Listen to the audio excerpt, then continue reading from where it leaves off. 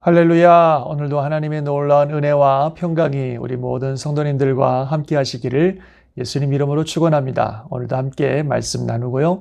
또 은혜의 시간 갖도록 하겠습니다. 오늘은 마태복음 16장 13절에서 20절까지의 말씀 함께 보겠습니다. 예수께서 빌립보 가이사랴 지방에 이르러 제자들에게 물어 이르시되 사람들이 인자를 누구라 하느냐 이르되 더러는 세례 요한 더러는 엘리야 어떤 이는 예레미야나 선지자 중에 하나라 하나이다. 이르시되 너희는 나를 누구라 하느냐 시몬 베드로가 대답하여 이르되 주는 그리스도시요 살아계신 하나님의 아들이시니이다. 예수께서 대답하여 이르시되 바요나 시몬아 네가 복이 있도다. 이를 내게 알게 한 이는 혈육이 아니요 하늘에 계신 내 아버지시니라. 또 내가 네게 이르노니 너는 베드로라. 내가 이 반석 위에 내 교회를 세우리니 음부의 권세가 이기지 못하리라. 내가 전국 열쇠를 내게 주리니 네가 땅에서 무엇이든지 매면 하늘에서도 매일 것이요 네가 땅에서 무엇이든지 풀면 하늘에서도 풀리리라 하시고 이에 제자들에게 경고하사 자기가 그리스도인 것을 아무에게도 이르지 말라 하시니라. 아멘. 자, 오늘 본문 말씀 참 귀한 말씀입니다. 예수님께서 제자들에게 사람들이 나를 누구라고 부르느냐 부르셨을 때 더러는 세례 요한, 더러는 엘리야, 어떤 사람은 예레미야나 그 선지자다 이렇게 대답하였다 그랬습니다. 이런 사람들의 말을 들어보면 다 한결같이 메시아가 오시기 전에 나오는 인물들, 즉 메시아의 오심을 준비하는 사람들을 언급하는 걸 볼 수 있습니다. 세례 요한도 그렇고 엘리야도 메시아가 오시기 전에 나타난다고 하는 선지자고 또 예레미야나 그 선지자는 메시아를 의미하는 것 같지만 여전히 확실하게 이분이 메시아라고 얘기하지 않고 이렇게 메시아가 오기 전에 그 어떤 분, 이 정도쯤으로 사람들이 이해를 하고 있는 겁니다. 분명히 예수님께서 놀라운 역사와 기적과 많은 말씀들을 주셨음에도 불구하고 사람들이 이분이 메시아다 이렇게 확신을 갖지 못하는 거예요. 왜 그럴까 생각을 해보니까 당시 사람들이 생각하던 메시아는 그들이 진짜 기다렸던 메시아 상은 어떤 정치적인 메시아로서 로마의 어떤 압제로부터 이스라엘을 해방시켜주고 이스라엘을 다윗의 시대같이 최고의 나라로 만들어줄 그런 어떤 왕과 같은 그런 정치적인 왕과 같은 메시아를 기대하고 기다리고 있었습니다. 그런데 예수님이 오셔서 놀라운 기적과 역사를 이루셔서 그분을 통해서 그런 일이 일어날까 하는 기대가 있었던 것 같은데 예수님은 또 그런 일은 하시지 않거든요. 그러니까 예수님을 보면서 참 이분이 대단한 분이긴 하지만 우리가 진짜 기다리던 메시아라고 하는 확신은 없는 거예요. 뭔가 또 다른 분이 오실 거라고 하는 그런 기대가 있었던 것 같아요. 그래서 예수님을 세례 요한이니 엘리야니 예레미야 같은 선지자니 이 정도쯤으로 이해를 하고 있습니다. 그 예수님께서 제자들에게 물어보시죠. 예수님 가까이서 예수님과 함께 있던 제자들에게 그러면 너희는 나를 누구라고 부르느냐, 누구라고 생각하느냐 했을 때 베드로가 확실하게 대답하죠. 주는 그리스도십니다. 즉 주는 메시아이십니다. 우리가 기다리던 바로 그분, 바로 그리스도시고 살아계신 하나님의 아들입니다. 라고 이렇게 확실하게 대답을 하였습니다. 그래서 예수님이 너무 기뻐하시면서 이것을 알게 하신 이는 혈육이 아니라 하늘에 계신 내 아버지다 그러면서 바로 너의 그 고백 위에 너는 반석인데 그 위에 교회를 세운다 하신 것은 바로 그 분명한 확신과 고백 위에 내가 내 교회를 세울 것이니 그 교회는 음부의 권세가 이기지 못할 것이다. 이렇게 주님이 말씀해 주셨습니다. 참 너무 중요한 말씀이라 생각합니다.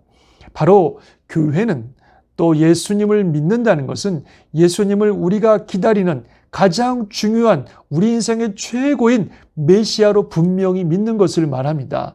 우리가 원하는 어떤 것을 해주는 분이 아니라 바로 우리가 가장 기다리고 중요한 그분이라고 믿는 거지요. 우리가요, 신앙생활 하면서 이런 모습을 가질 수 있다는 겁니다. 내가 진짜 원하는 거는 다른 데 있어요. 이 세상에서 어떤 그 좋은 거, 행복한 거, 또는 편안한 거, 성공하는 거, 진짜 원하는 것은 사실 다른 것이고 예수님은 그것을 이루어 줄 수 있는 분. 마치 이 사람들이 진짜 원하는 메시아는 다른 모습이고 예수님은 그 앞에 그 길을 예비하는 어떤 분 정도로 이해했던 것처럼 예수님이 능력이 많으시고 대단하시니까 이분은 참 좋지만 우리가 진짜 원하는 것은 이분 뒤에 오실 그분 이렇게 생각하는 것처럼 내가 정말 원하는 것은 이것인데 예수님은 바로 그것을 이루어 줄 수 있는 분으로 우리가 예수님을 생각하고 있지는 않는가 하는 것입니다. 그거는 바른 신앙의 모습이 아니라는 겁니다. 신앙은요, 예수님이 목적인 겁니다. 주는 그리스도시요 살아계신 하나님의 아들입니다. 예수님이 바로 메시아십니다. 우리가 진짜로 기다리고 고대하고 필요한 분은 바로 예수님이십니다. 이렇게 베드로가 고백했던 것처럼 내 인생에 정말 필요한 분은 예수님이십니다. 내 인생의 구원자가 예수님이십니다. 내 인생의 메시아가 예수님이십니다. 내 인생의 주님이 예수님이십니다. 내 인생의 목적이 예수님이십니다. 내 인생의 가장 소중한 분은 예수님이십니다.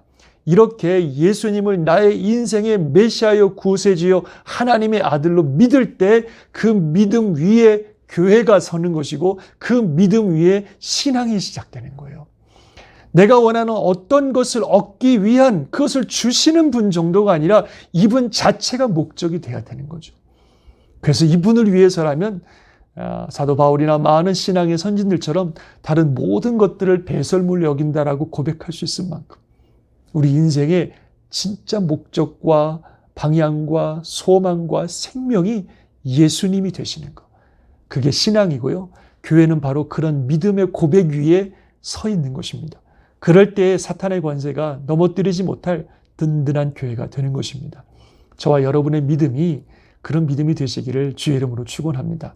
사실 이 당시에 베드로나 제자들이 그런 고백을 했습니다만 이들도 아직은 잘 이해를 못했던 것 같아요. 그래서 예수님이 나중에 내가 그리스도인 것을 아무에게도 알리지 말라 그러셨는데 그거는 베드로를 비롯한 제자들도 그렇고 당시 사람들도 아직도 그리스도에 대해서 다른 모습을, 다른 생각들을 가지고 있었기 때문에 예수님이 그리스도다라고 하는 것을 알려주면 예수님을 오해할 수 있기 때문에 그렇게 말씀하셨습니다. 하지만 나중에 예수님이 죽으시고 부활하신 후에는 제자들이 분명하게 담대하게 외치죠. 바로 십자가에 죽으신 저분이 메시아였다. 저분이 그리스도다. 죽으시고 부활하신 이분이 우리가 기다리던 우리의 그리스도라고 담대하게 그들이 외치기 시작하는 것을 알 수 있습니다. 그게 믿음이고 바로 거기에서 교회가 탄생되었습니다.